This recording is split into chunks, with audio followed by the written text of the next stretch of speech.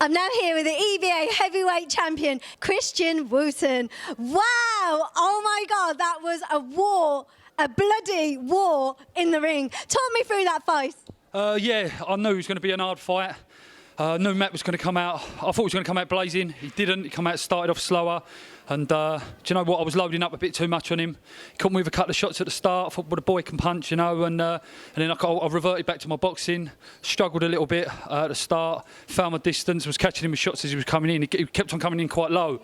And I was struggling with that a bit. And then I started to sink a bit more on my feet. I caught him with a couple of nice back uppercuts, a few left hooks. Started to try and work off my jab a bit. But yeah. I think I've been training really hard this year, and I felt like I'd overtrained a little bit. But yeah, it was okay. I had a good performance. You know, I think that was the right decision to throw. Matt looked like he was gassing out a little bit. I was a lot bigger than him. Respect for stepping in. Loads of people have sidetracked me. You know, respect to the man. He come, he fought. He had a tear up. You know, he didn't fold. He didn't go down. You know what I mean? And his corner done the right thing and threw the towel in. But full respect to the man. Loads of banter on Facebook. Nothing spiteful. Two gentlemen out, shake each other's hands, and we'll go for a beer after. Yeah, he's good. Yeah, it was a good fight. It was nice to get back in. I've get back to a few basics. Yeah. It was all right. Yeah, I mean, like, I thought you were taking your time in there. Matt came out, and to be fair to him, he was throwing some really nice uppercuts. He was catching you right through the middle, and I think that's why he was going down low, because he was getting through.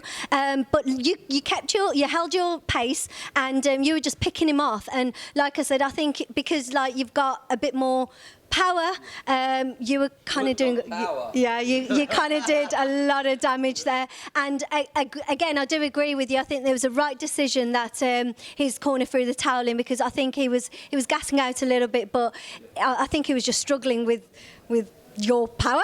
Exactly. This is the thing. He just said in the Facebook thing. He said like until you hit me, etc., etc. And he was talking about power, but that just shows you, you know, like the Kelbrook and the Golovkin thing. And that was only a little bit of weight. I was 2 stone heavier than him. The weight difference was too much. I was always gonna work him, but all down to this man, the gaffer, mate. He's the governor, you know what I mean? He's you know, all his pad work and all his training, his talks, you know, I couldn't have done it without this man.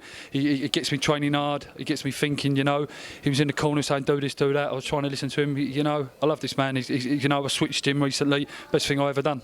Oh, right, okay, so come and step forward, Will. Let's have a quick chat with you then. What exactly were you telling him in the corner then? Just to lighten up, not to go heavy, because he's got the weight on him, and the power's there anyway. Yeah. The power's always going to be there. Just to lighten up, little fast movement rather than the lunging in. Because when we did catch him, he got the chicken legs every time. Do you know what I mean? I mean, I thought he didn't need to go in there with any kind of speed because of your weight. You know, you could have just relied on that, let him, you know, come to you, and then you just counter. And I think you just did that. Yeah, and like because he'd put one on Chris and he'd try and duck and move. So it was the jab uppercut. We was going for a jab uppercut, and then when it did land, look what happened. And then the free right hands is what did the job. So. Well done. Well, let's have a chat with the promoter. Can you stand forward for me? Lee, what did you make of that fight? A really good fight, entertaining. Matt I knew Matt was going to come and try and take Wooten out. It was a good match fight, and Wooten done what I thought he'd do, win it late, and he did. Good fight. Yeah, I mean, Chris just mentioned that you was having trouble with matching him up because a few people were avoiding him. What's next for Christian then? It's not just me who's had trouble. Our previous promoters have had trouble, but now listen, he comes to me wanting a hard fight. He got an hard fight. If he wants whatever he wants to do, if he wants to carry on, we get him another hard fight. We need an holiday first. I think we all need an holiday first.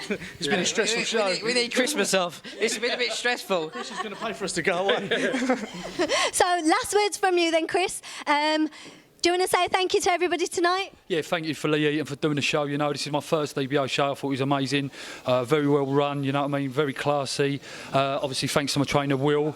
Thanks for everyone coming to support me. Thanks for the legends, Jim, Jamie, you know, made me part of the team down the change room. The whole thing, you know, we won the thing, legends. I know we would do anyway. But, yeah, just all good round, you know. I'll have a break over Christmas and get back to it next year. And do you know what? I won't sidestep anyone. I'll fight anyone. And, OK, on that note, congratulations. That was a really, really amazing fight. Thank you very much. Cheers.